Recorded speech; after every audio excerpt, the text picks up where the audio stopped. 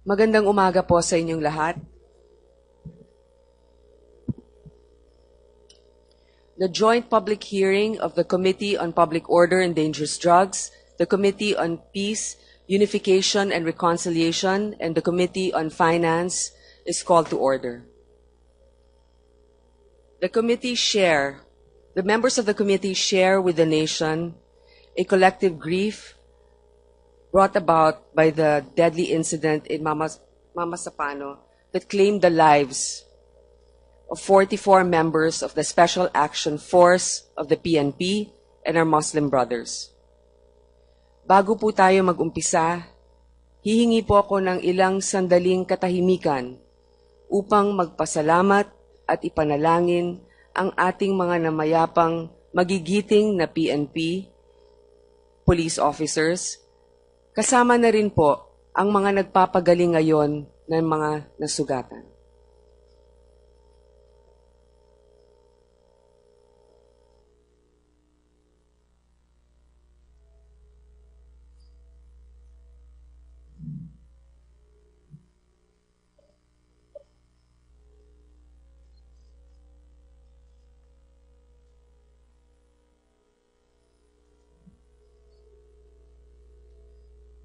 Iniakda ni Gat Andres Bonifacio ang mga salitang ito.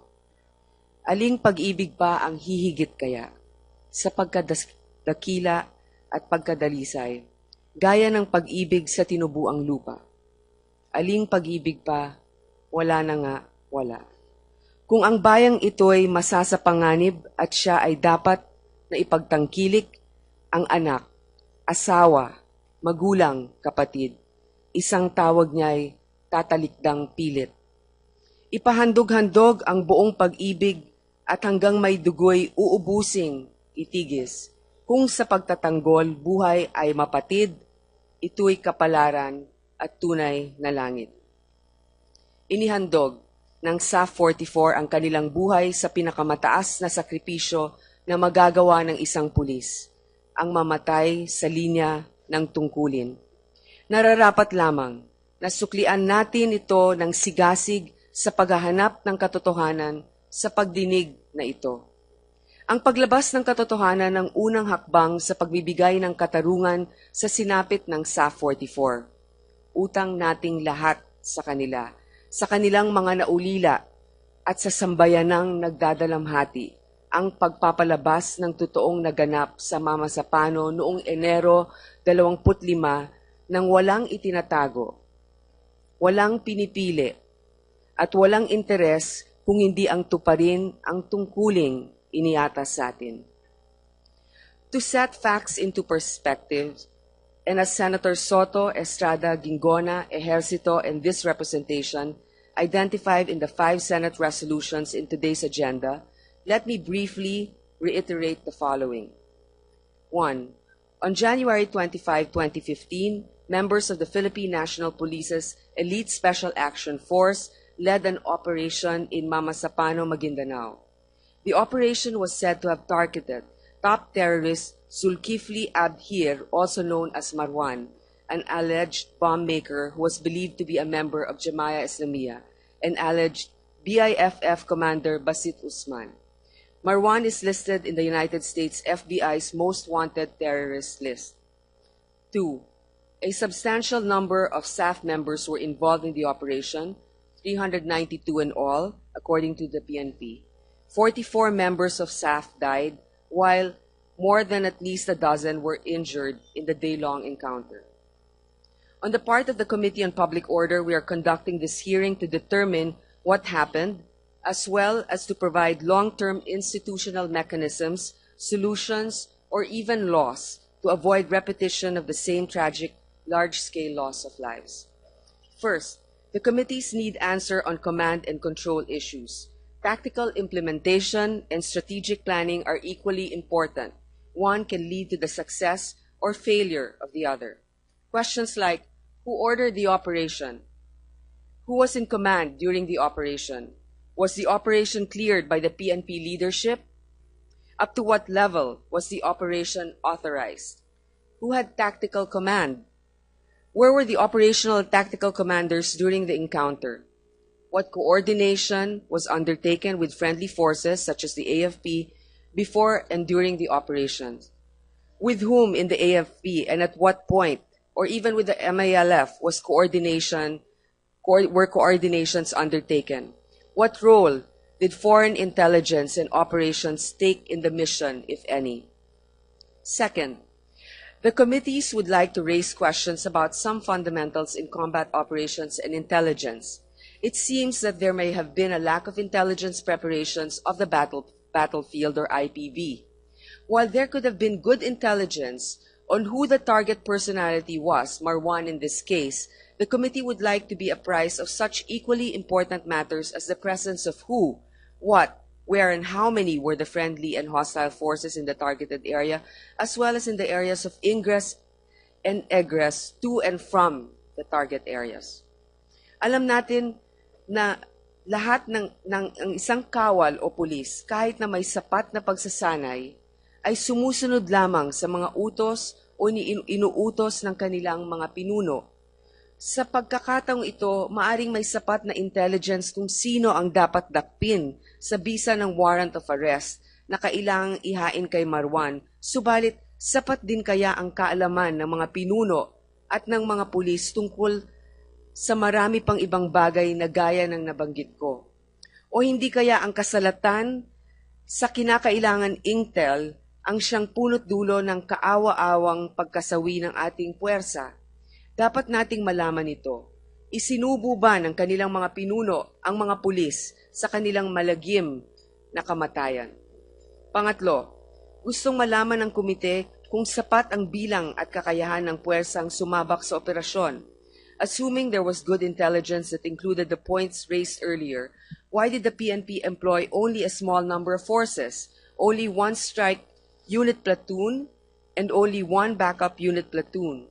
The PNP claims to have had 392 troops involved in the operation, but there was obviously no effective reinforcement employed while the firefight was ongoing.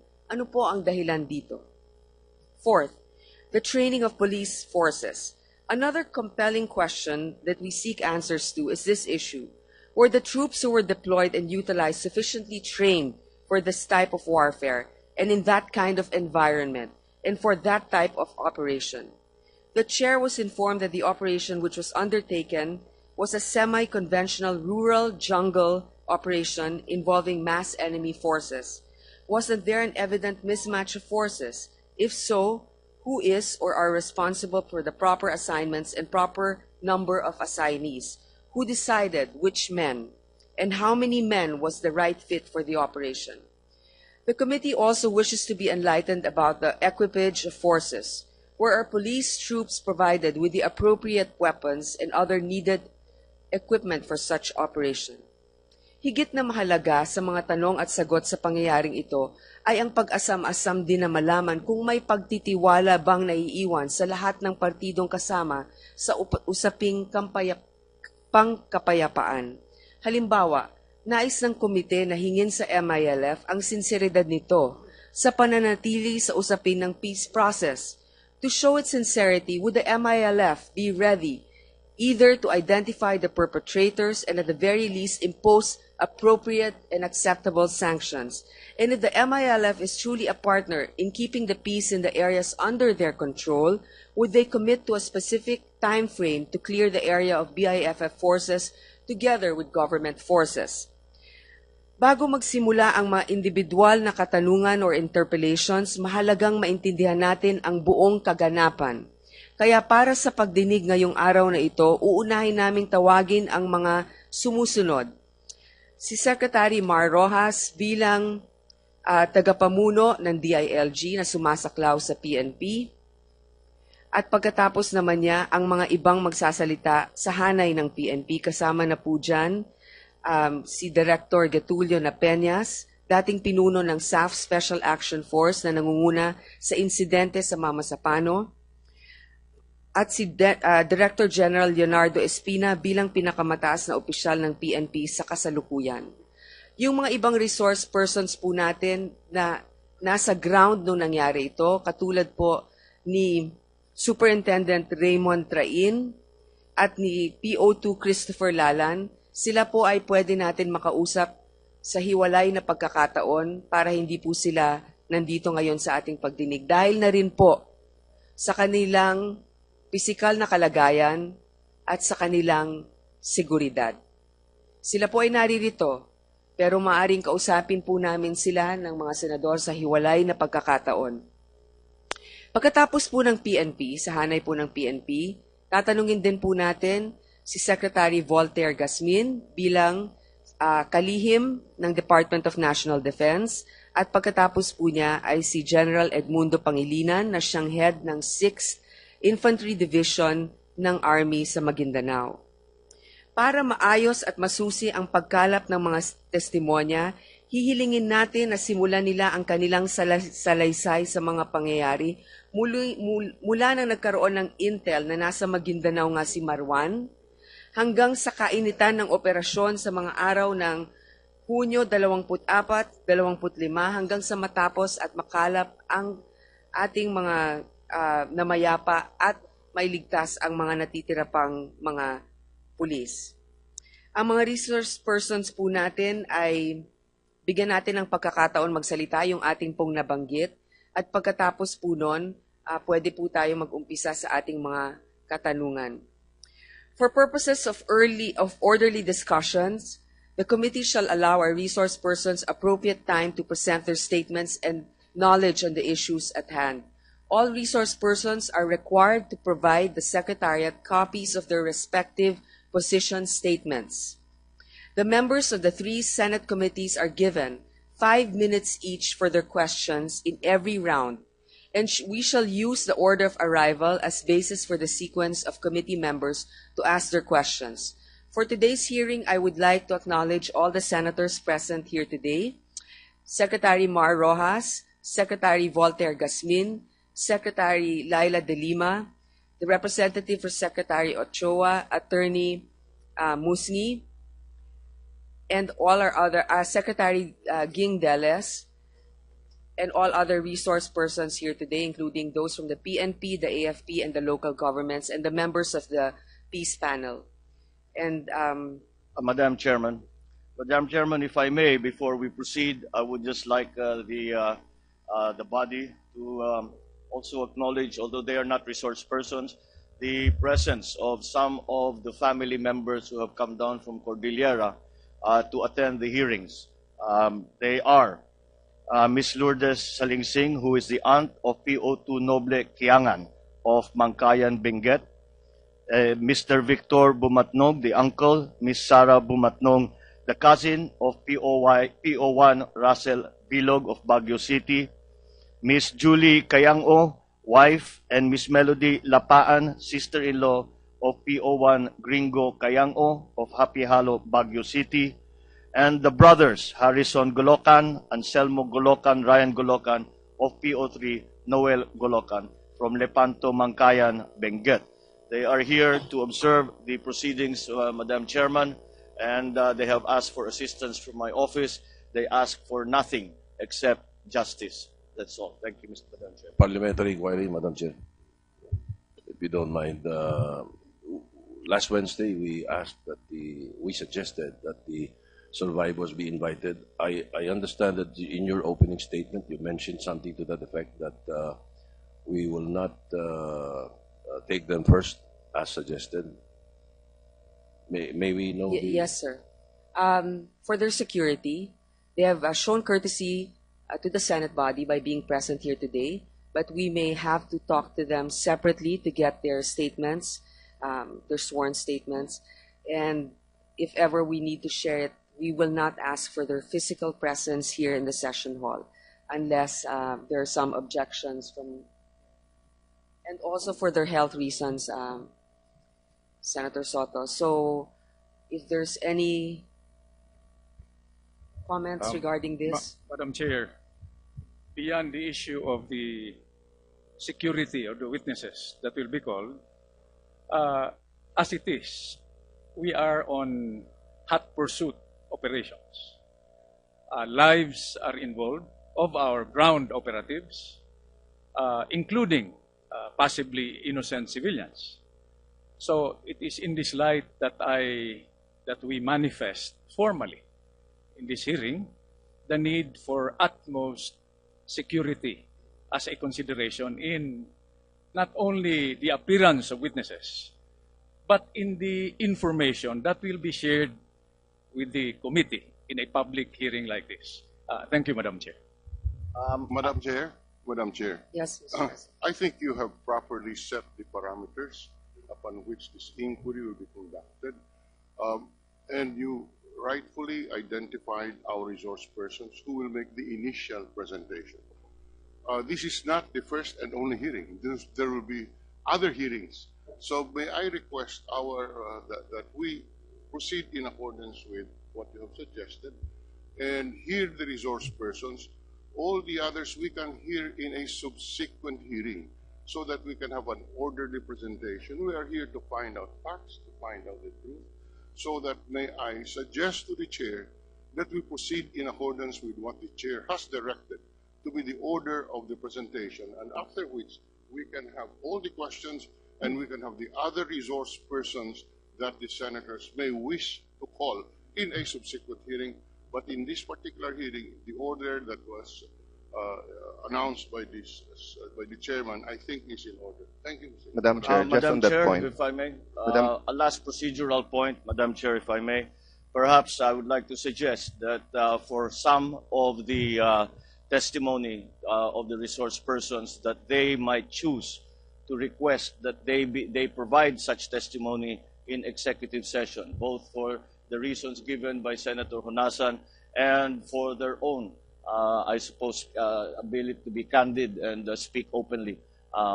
So that's as a suggestion, perhaps maybe not these witnesses that we have here, but those that will be following. Yes, Senator Marcos, at the appropriate time, we will determine that as members of the committee. We will determine if there is reason for it to be an executive session, and if so, if there's really a threat to national security or for their person, before we can really authorize that it be allowed, that the information be withheld from the public. Thank you, Madam Chair. Madam Chair. Yes. Just on that point, Madam Chair, I had the privilege and opportunity to talk to the survivors last week when I visited them.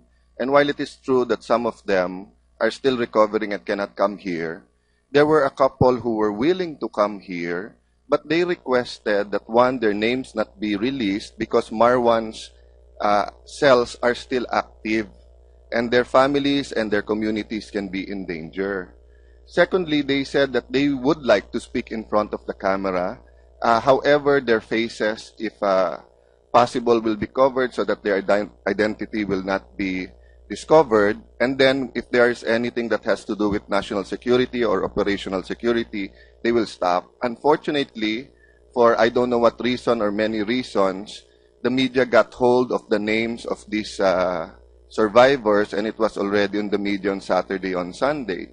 So may I request, Madam Chair, to avoid a miscommunication, especially with the survivors and with the families of those who fallen, who do have threats. Maybe the PNP and AFP can have a liaison with the committee all throughout this, a liaison officer all throughout these hearings to be able to advise the Secretariat which names can be released, etc. I think yung po yung sinasabi ni Senator Honasan, that sometimes the mere release of the names already endangers the family of these people, Madam Chair. No? So having said that, I leave it up to you, Madam Chair, and my office is also open because we're continuing to talk to them.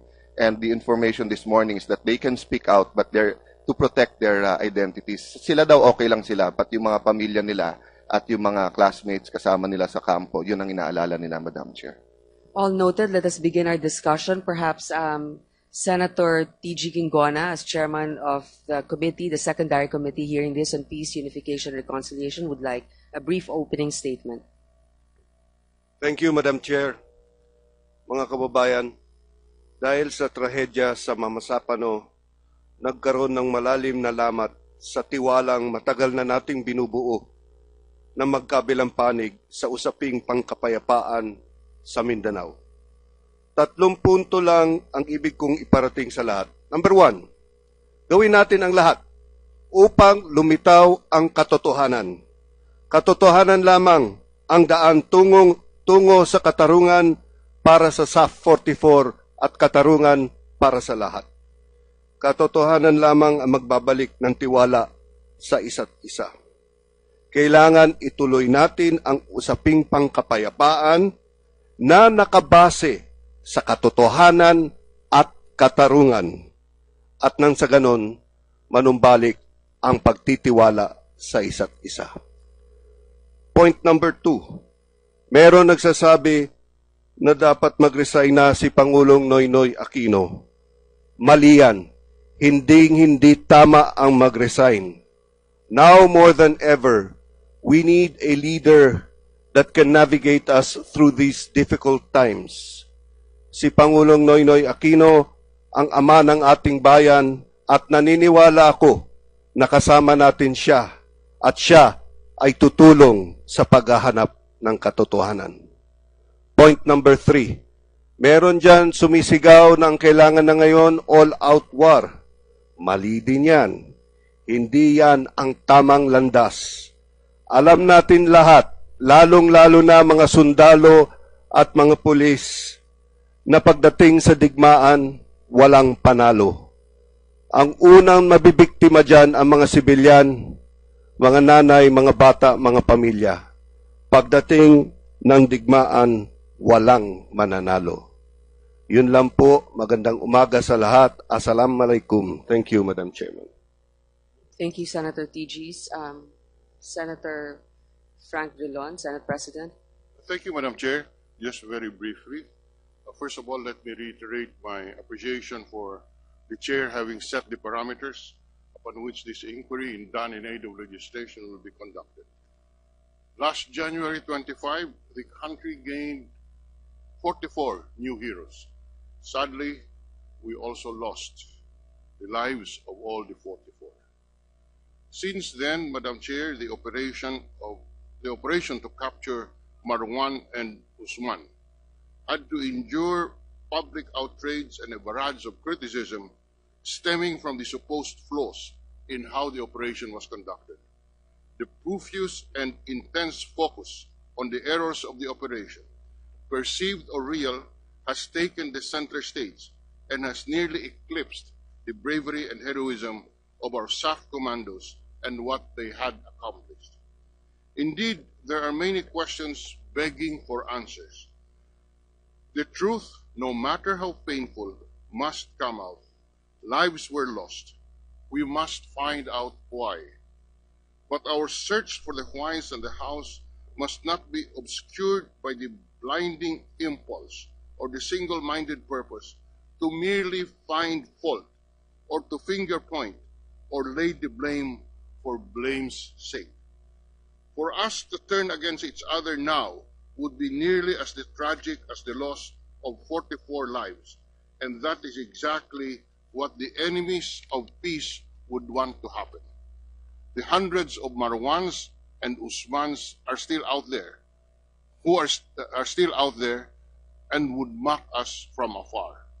If that were to happen, our heroes would have died in vain. To those who now have the privilege of asking questions, to those who now have the responsibility of giving answers, and to the millions who deserve to know, let us in this inquiry find out what happened. Why? Could we have done things differently? Was it worth it? Lives were lost. We must find out how lives could be safeguarded and saved in future campaigns against terrorism and lawlessness. The tragedy that has befallen our 44 heroes reveals the brute force and mercilessness of terrorism. This evil cannot be underestimated, and at the culmination of this inquiry, we expect to come out stronger in our fight against those threatening to cause mayhem under the guise of advancing an ideology. Let us review our counter-terrorism protocol and security capabilities. This is a crucial time in our quest for lasting peace in Mindanao. The death of our 44 SAF commandos in the hands of the MILF and the BIFF cannot be ignored and breathed out. To our brothers in the MILF, I ask, be one with us in finding the truth in Mamasapano class and in giving justice to the family of those who have been slain. Let the guilty be punished. Be one with us in our fight against terrorism and lawlessness. Do not provide refuge to Usman and others of his kind. When the government goes after them, do not stand in the way. Rather, show us the way. Now more than ever, we must show to our people that we both desire peace. We already lost 44 lives. Let not peace and justice be the 45th. Thank you very much, Madam Chair. Thank you, Senator Drilon. We shall now begin with the opening statement or the testimony of Secretary Mar Rojas as the head of the DILG and the PNP. Before we begin, may we ask all the resource persons to please stand up and take their oath before the body. Secretariat. May I request all the resource persons to please stand up and raise your right hand. Do you swear to tell the truth, nothing but the truth, in this investigation in aid of legislation on the Mamasapano incident? For the record, Madam Chair, all the resource persons gave their affirmative answer. Thank you.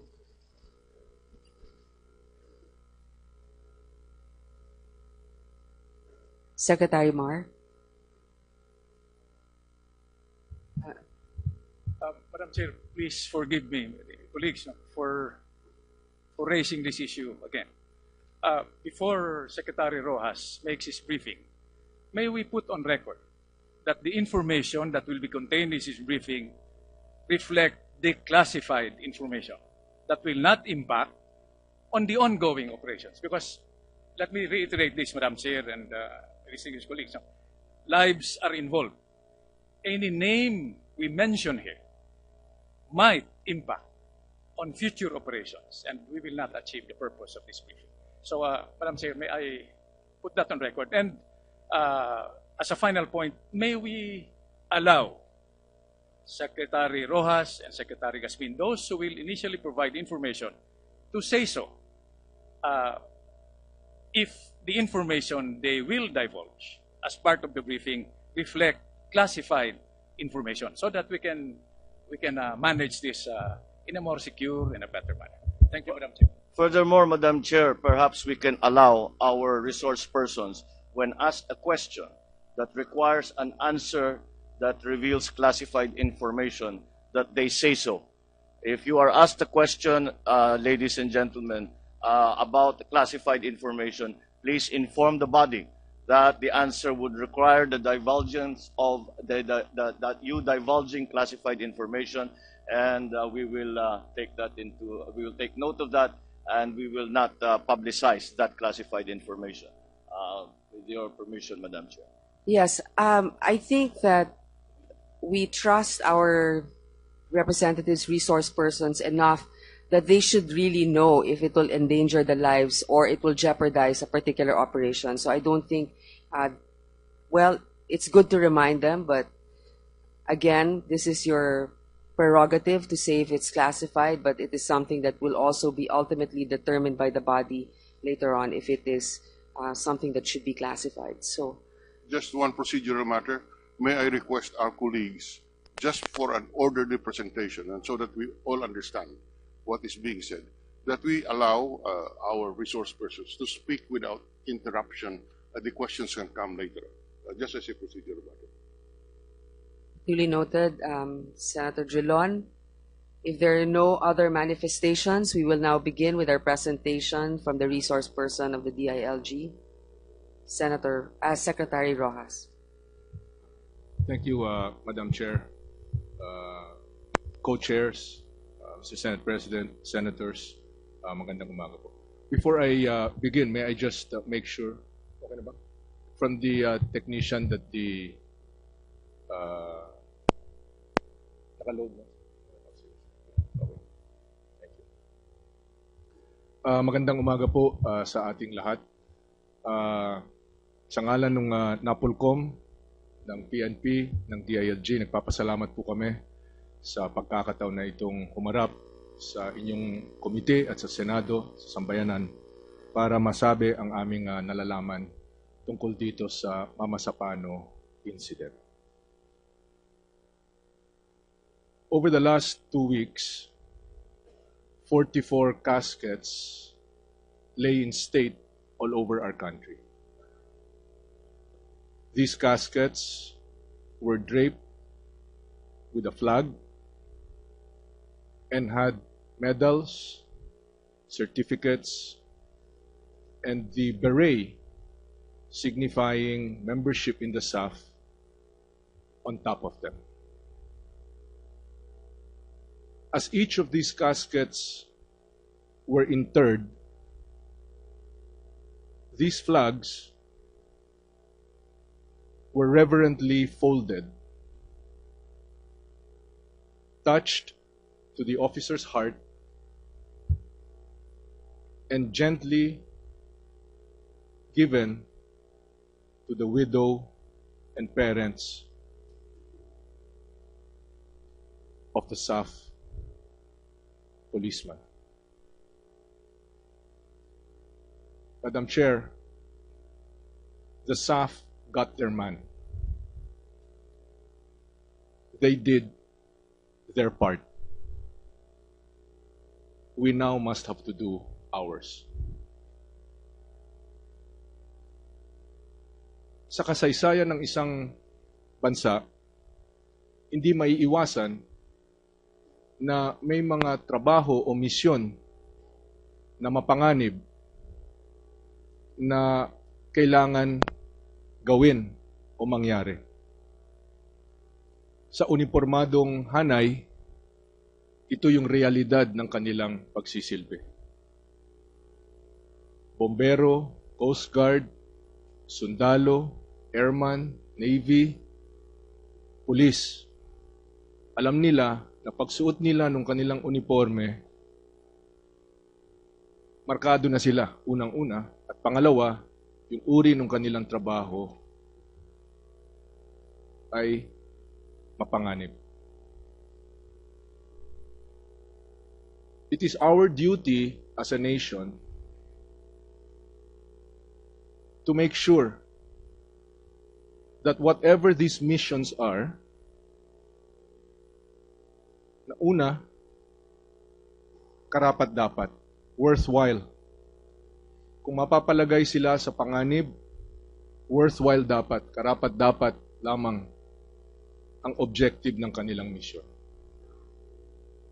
Pangalawa, obligasyon din po natin na siguruhin na nasa sa kanila ang sapat na kakayahan at kagamitan para magawa nila itong tungkulin na ito. At pangatlo, obligasyon din natin na mapa sa kanila ang lahat ng tulong at suporta para merong reasonable chance of success ang kanilang misyon.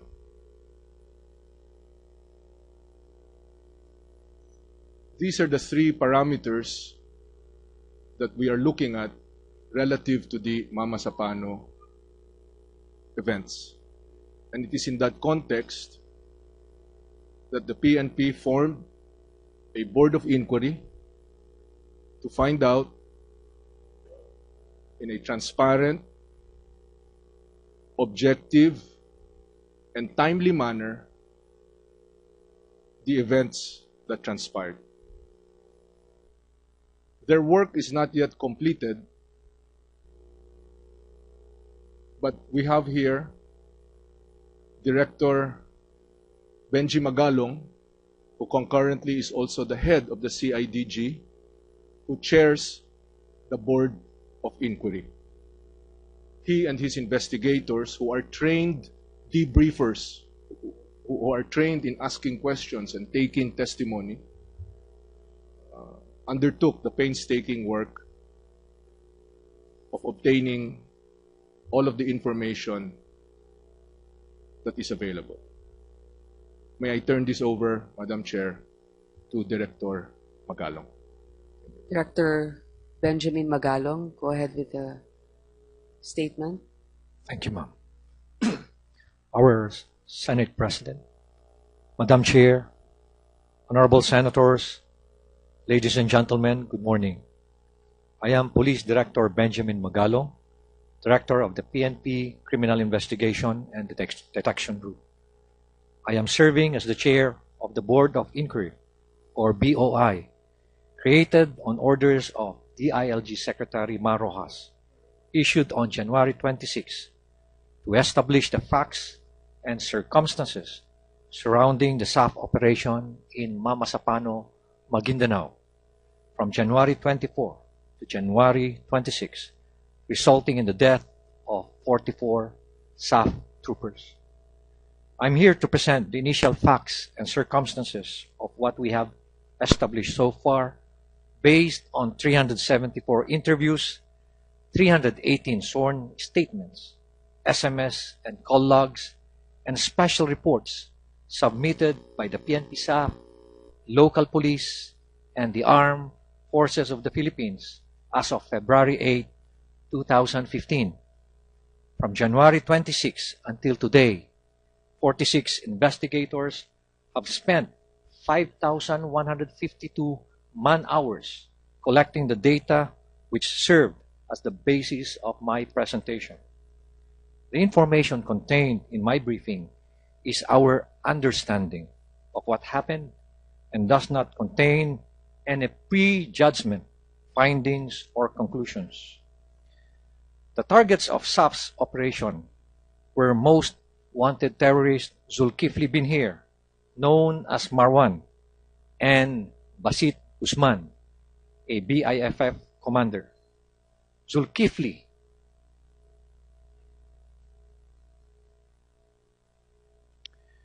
was the primary target. He was a U.S.-trained engineer and was head of the Kumpulun Mujahideen Malaysia and a member of the Jemaah Islamiyah's Central Command. He was wanted for multiple murders and frustrated murders related to his bombing activities. He was an expert bomb maker, a trainer, and personally detonated explosives by remote control using cellular phones. Marwan conducted training sessions in various places around Mindanao. The slide shows the places where these sessions were held. He was also involved in multiple bombing incidents in Mindanao. The locations of these incidents can be seen in the slide. Marwan was the most notorious for the 2002 Bali bombing in Indonesia, which killed 202 and injured 209 people. Marwan's bombs and previous encounters with law enforcement officers resulted in the death of 46 innocent civilians and injury to 207 others in the Philippines alone. These do not include the deaths, injuries, and destruction of bombing perpetrated by students and followers. Abdul Basit Usman is a key commander in the BIFF. He is a bomb make expert who trains terrorists in assembling and planting bombs. He has multiple warrants for deaths and injuries caused by his bombing-related activities. He operates in central and southern Mindanao. Basit Usman's bombs killed a total of 17 innocent civilians and injured 62 people from 2002 to 2008. The worst incident was in General Santos City on April 21, 2002, which killed 15 people and wounded 15 more, or 55 more.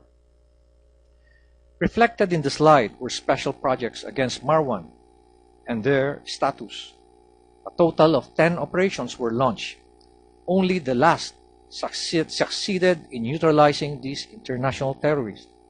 Clearly, with their renowned notoriety and record of terror activities, clearly, Marwan and Usman are high-value and priority targets whose arrest or capture was rightfully and legitimately pursued by the state. The plan spelled out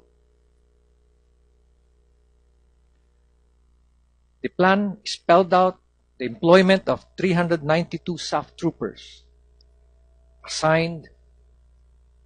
Yes, sir. We're just currently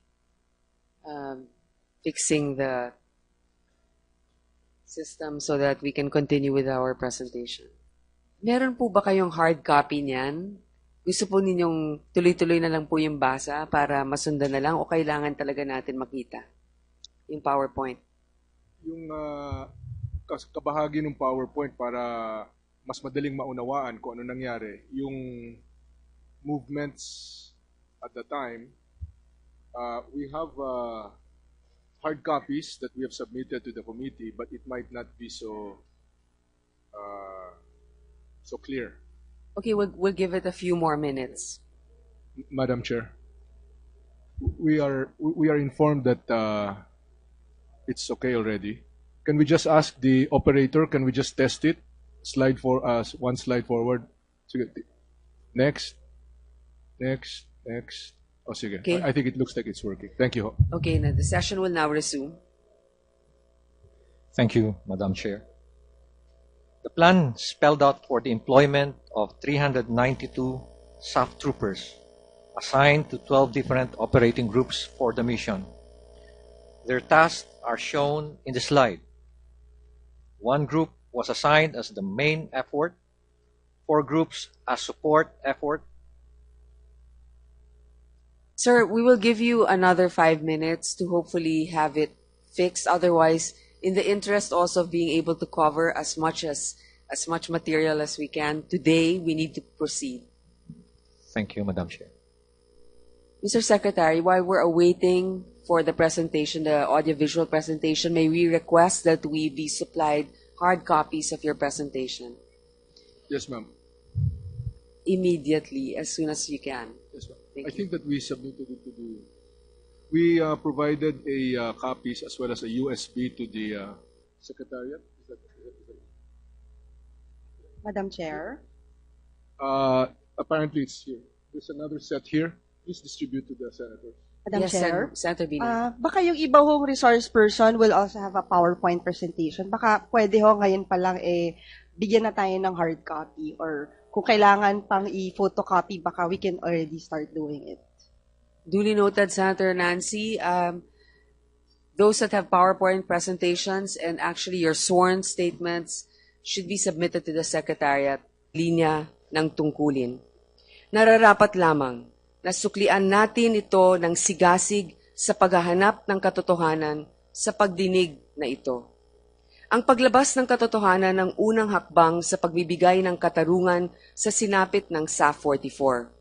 Utang nating lahat sa kanila, sa kanilang mga naulila at sa sambayanang nagdadalamhati ang pagpapalabas ng totoong naganap sa Mamasapano noong Enero 25 nang walang itinatago, walang pinipili, at walang interes kung hindi ang tuparin ang tungkuling iniatas sa atin.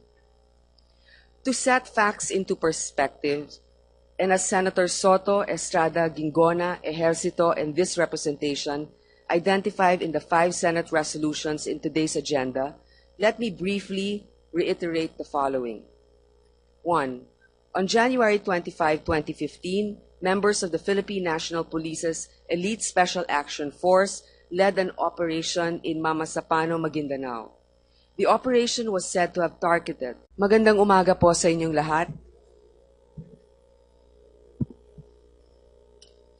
The joint public hearing of the Committee on Public Order and Dangerous Drugs, the Committee on Peace, Unification and Reconciliation, and the Committee on Finance is called to order. The members of the committee share with the nation a collective grief brought about by the deadly incident in Mamasapano that claimed the lives of 44 members of the Special Action Force of the PNP and our Muslim brothers. Bago po tayo mag-umpisa, hihingi po ako ng ilang sandaling katahimikan upang magpasalamat at ipanalangin ang ating mga namayapang magigiting na PNP police officers, kasama na rin po ang mga nagpapagaling ngayon ng mga nasugatan.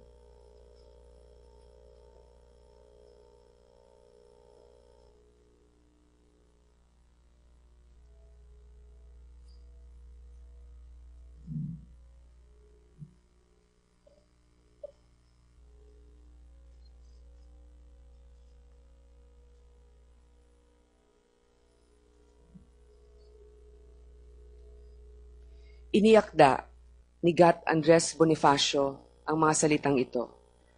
Aling pag-ibig pa ang hihigit kaya sa pagkadakila at pagkadalisay, gaya ng pag-ibig sa tinubuang lupa.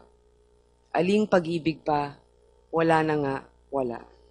Kung ang bayang ito'y masasapanganib at siya ay dapat na ipagtangkilik, ang anak, asawa, magulang, kapatid, isang tawag niya'y tatalikdang pilit. Ipahandog-handog ang buong pag-ibig at hanggang may dugoy uubusing itigis. Kung sa pagtatanggol buhay ay mapatid, ito'y kapalaran at tunay na langit.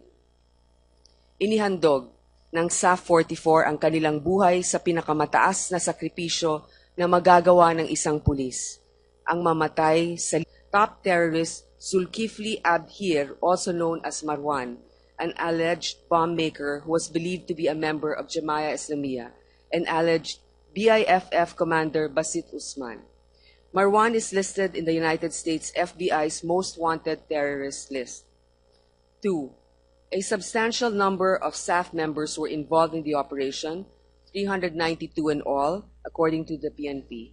44 members of SAF died, while more than at least a dozen were injured in the day-long encounter. On the part of the Committee on Public Order, we are conducting this hearing to determine what happened, as well as to provide long-term institutional mechanisms, solutions, or even laws to avoid repetition of the same tragic, large-scale loss of lives. First, the committees need answer on command and control issues. Tactical implementation and strategic planning are equally important. One can lead to the success or failure of the other. Questions like, who ordered the operation? Who was in command during the operation? Was the operation cleared by the PNP leadership? Up to what level was the operation authorized? Who had tactical command? Where were the operational tactical commanders during the encounter? What coordination was undertaken with friendly forces such as the AFP before and during the operations? With whom in the AFP and at what point, or even with the MALF, were coordinations undertaken? What role did foreign intelligence and operations take in the mission, if any? Second, the committees would like to raise questions about some fundamentals in combat operations and intelligence. It seems that there may have been a lack of intelligence preparations of the battlefield or IPV. While there could have been good intelligence on who the target personality was, Marwan in this case, the committee would like to be apprised of such equally important matters as the presence of who, what, where, and how many were the friendly and hostile forces in the targeted area, as well as in the areas of ingress and egress to and from the target areas. Alam natin